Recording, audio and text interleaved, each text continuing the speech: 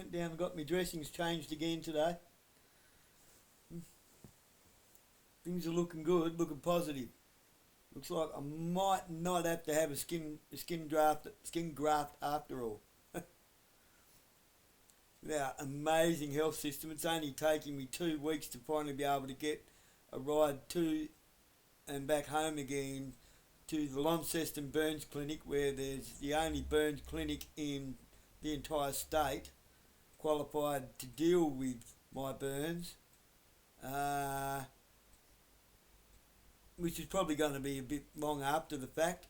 They'd basically be undoing my healing for the sake of putting a new bit of skin on, for the sake of what? To save having a scar, which is going to create a scar. See how that doesn't work? Anyway. It's not what this is about. I just thought I'd chuck that in there in case anybody was interested. Probably not. Most people are too self-interested. But anyway, we'll see how we go. Here's one. Here's one for you. The Australian housing crisis. Well, I don't know why it's such a big issue and it's so hard to fix. It's not actually hard to fix. Really, it's not. It's very, very simple. Like super simple. So simple, I'm about to blow your mind. There's some examples of some really down-to-earth, basic, simple forms of life that are rooted in faith, common sense, and discipline. What might that be? When I say discipline, I'm a bit funny on the word discipline.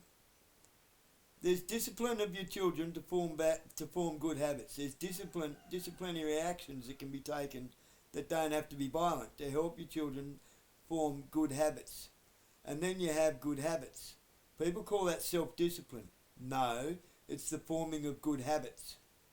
You have good habits and bad habits. Discipline's an illusion. There's disciplinary action.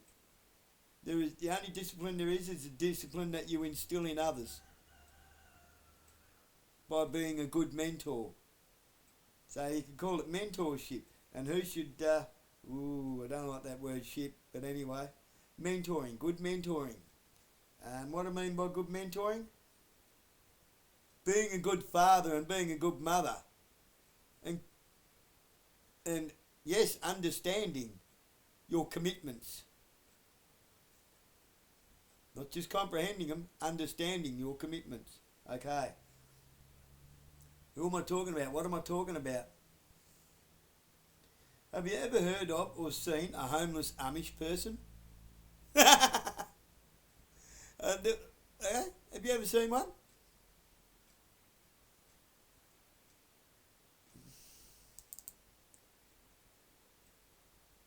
You probably haven't. Where are we? How many percent do we want? We'll go 500? We'll go a bit more than that.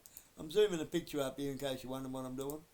700, yeah, sounds good. We'll go there. Alright. Imagine if we put these people in charge of our housing. Just imagine that. Them bastards build a big houses, not messing around, all handcrafted furniture, everything. And that shit lasts for generations. Everyone gets a farm. Everyone commits to their community. Everybody are a productive member of their community of which they contribute to. The Amish communities.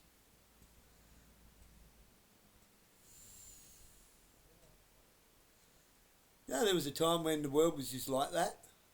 You do realise that, don't you? There was a time when the world was just like that. Didn't last long. What is a village? A clearing in the middle of a forest.